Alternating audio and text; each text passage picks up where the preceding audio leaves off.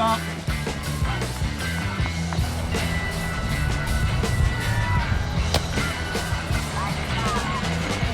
The short stop, straight for the first stop. Who's first for the tickets? Green source for content. Final getting 2 strides. Left behind you, right there, right. You have to do the nice base 15.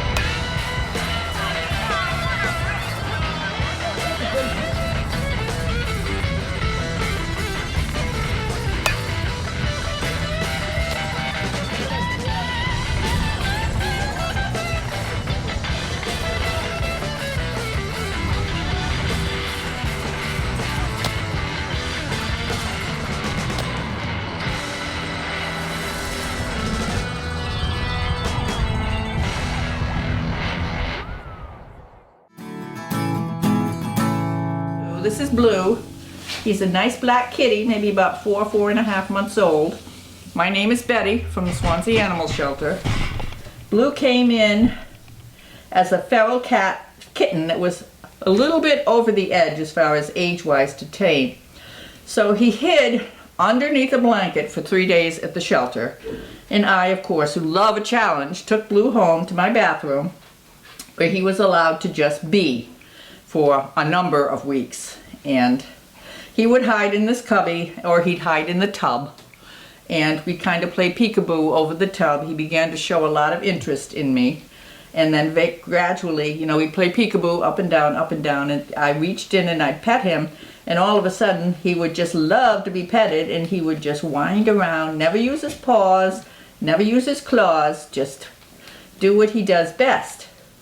So after about 5 weeks, he came back in here and was put in a cage again with his favorite pink cubby, and he has just grown exponentially in friendliness, except of course today when there's 3 men here and I'm trying to get him to be nice. So he does not like to be held at this point. He may jump up in your lap at some point. He's going to need a lot of work, but left in this, now he's in this beautiful tower, so he gets to, and he does, he comes out with people here and he eats and he drinks and he plays. He likes to play and uses his litter box, and he just needs a lot of patience and work. I would say 1 cat family, 1 dog family, quiet household. He's the best. I would take him home, but I have 4, and I don't think he would like another kitty. We tried to put other kitties in with him, and he just kind of go.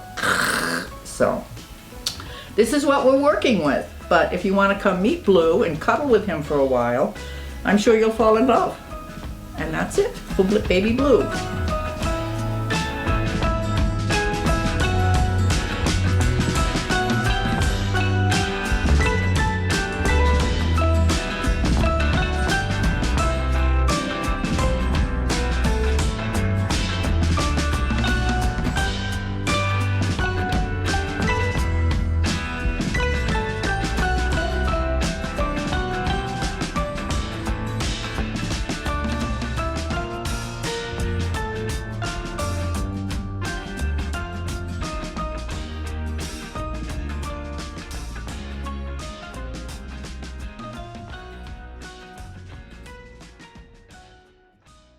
What I read, I know.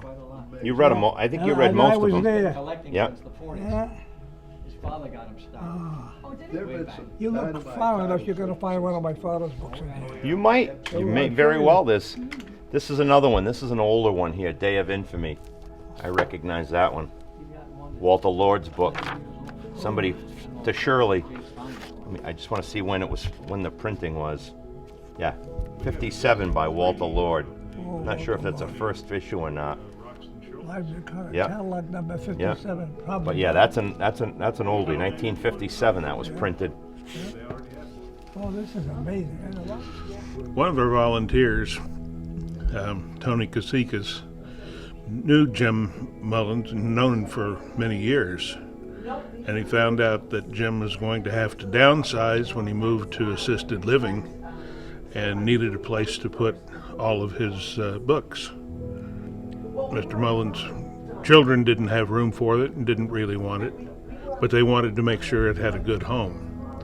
So Tony told them about here, about us, and Tin Can Sailors, and the library, and now they're coming here. We call this Mr. Mullins Appreciation Day. Well, Dad's friendship with Tony, the chief as he calls him, Tony had seen the books, knew of the Tin Can organization. My father knew of the organization, but didn't know about the plans to grow the library. And Tony asked me one day, what were my plans for my father's collection? And I said, I don't know. What are we going to do? And Tony said, I think the Tin Can Sailors would like them. So we had some discussions about where they'd be housed, how they'd be taken care of, and could not be happier that the book collection, and it's easily 5,000 books, if not more, plus pictures, plus prints. It's going to have a long life here at Tin Can Sailors in Somerset. We couldn't be more happy.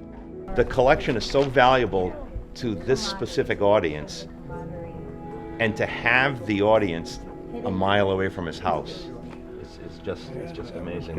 And it's just amazing that Tony made the connection, between the books and the library and the efforts that the library is making. It's just extraordinary. And so now all of your books will live on long beyond you. Good hands. They're in great hands.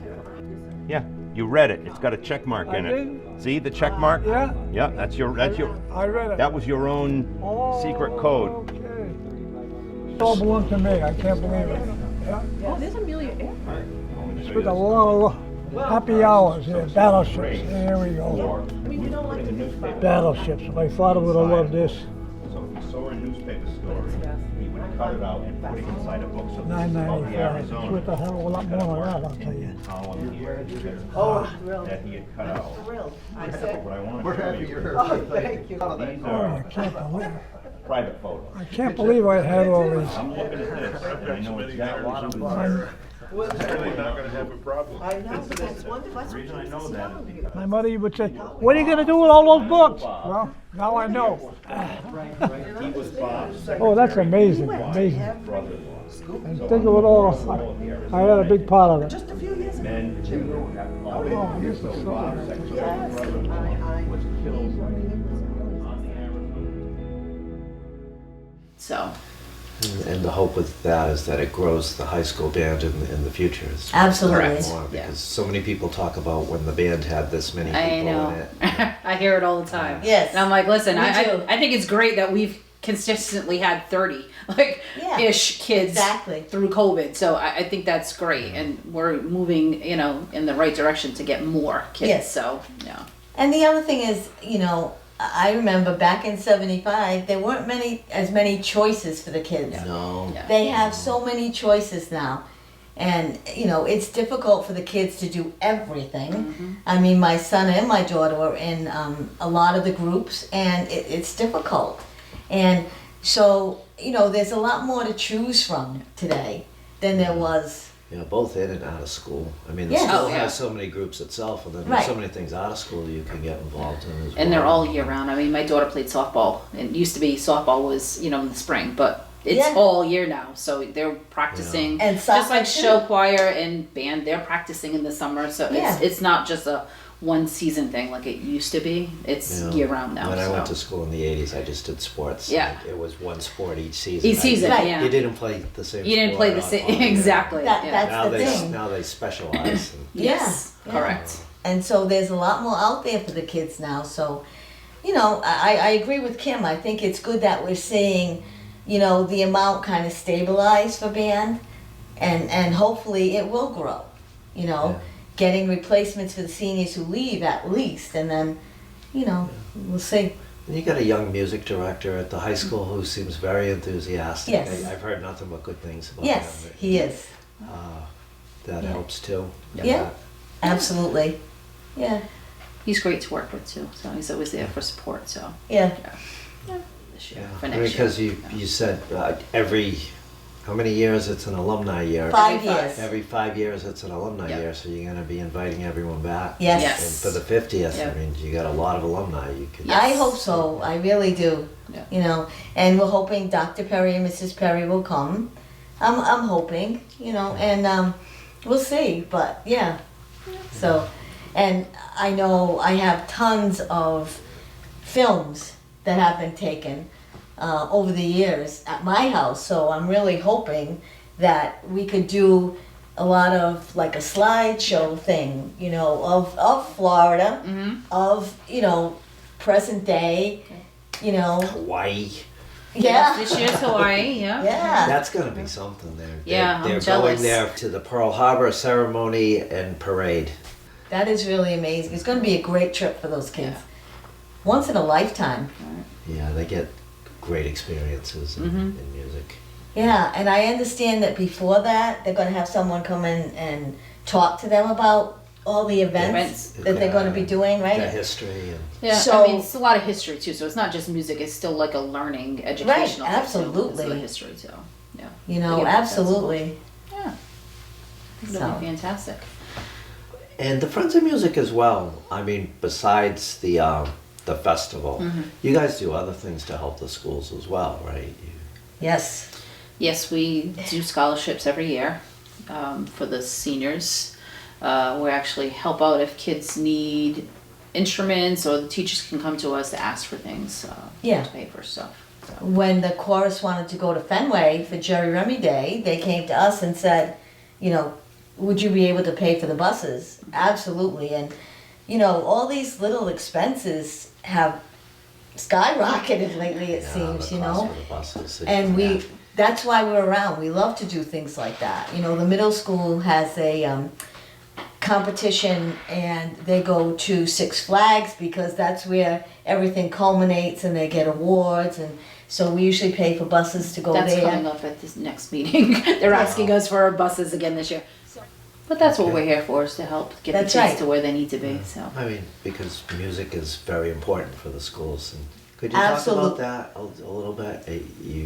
Why music is so important to students? Because every once in a while you hear that, you know, music is, or art, or those are the first things that get Yes, yeah. cut. Why is it important to have music in our schools? You know, if you want to have well-rounded adults, that's what these kids are getting through music. They learn how to work together as a group, and you know, for their benefit, for the benefit of the group, and you know, just being involved in a music program socially, emotionally, especially now with COVID, so many kids are having emotional, you know, difficulties, social, emotional, that music helps them with that. And in so many of the speeches last night, you heard how music helps these kids, you know, if they're angry or if they're sad or if they're upset. And so music is just so important, especially I think more so even now, you know. I think it's important for every kid to have a place. I mean, sports isn't for everybody, music Right. isn't for everybody, so I think it's good for the kids to have options for them to find their place for what works for them. Absolutely, yeah. Okay. All right. Well, thank you for coming on. And